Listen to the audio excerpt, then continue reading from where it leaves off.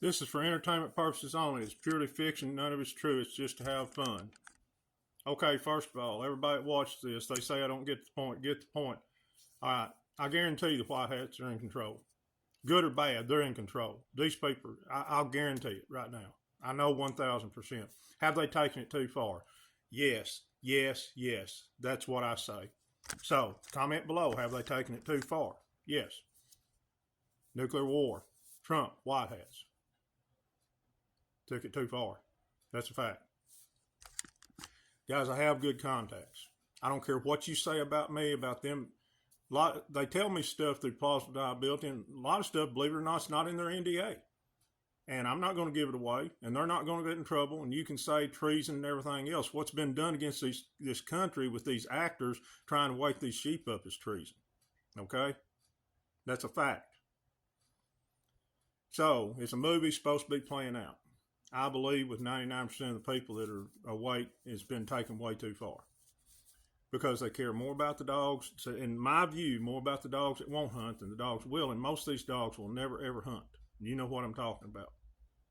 So, stop fearing false evidence appearing real. This comes from the top contact. There will be no real nuclear war. They've been taken out. Over with. Stop worrying about it, guys, please. Okay? It's just not going to happen. Scenario, hopefully, yes, it was already supposed to happen, and the willful blindness of the Americans have put it off, plus the willful blindness of the people running this, because they don't seem to want, it was 55% awake, 65% awake, now here 80. My top contact said you could go 100 years and 5 more percent won't wake up. It's time to stop. We don't need to do the Pope and King Charles and everything else. It just needs to go right now. There needs to be an inauguration, and let these sheep stay in a 3D world. But this was all supposed to go. Y'all remember? It seems like 100 years ago when the Ukraine so-called war started, where the bombs was going off. But the people behind there were still stopping at stoplights, and there was people on the streets looking. Do you think people would be doing that if that was really happening? My friend was from Fox News. He knew the guys reporting on that. He has an old girlfriend that's living over there.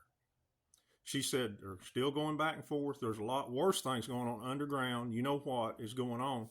But there was no war over there. None. The plane's still going back and forth at the same time, but they said it was over to stop the trafficking. But they lived a normal life. It's all BS. He said, I know that guy. He knew that guy reporting. He said, I guarantee you he got that helmet and the bulletproof vest from the daggum children's section at the dollar store. That's professionals, guys. 3-time Emmy Award winner. Guy who's also been to Area 51. And I asked him what they look like. He said, oh, they pretty much look like us. Most of them, you can run into at Walmart and not tell the difference. They just like to explore like us. They've taken it too far. Now, this is my opinion, but I've got it kind of the same like when I told my contacts this.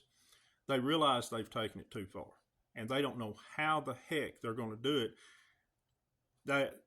First of all, they admit the military gravely underestimated how brainwashed, selfish, egotistical, and asleep the American people were, especially America and Canada.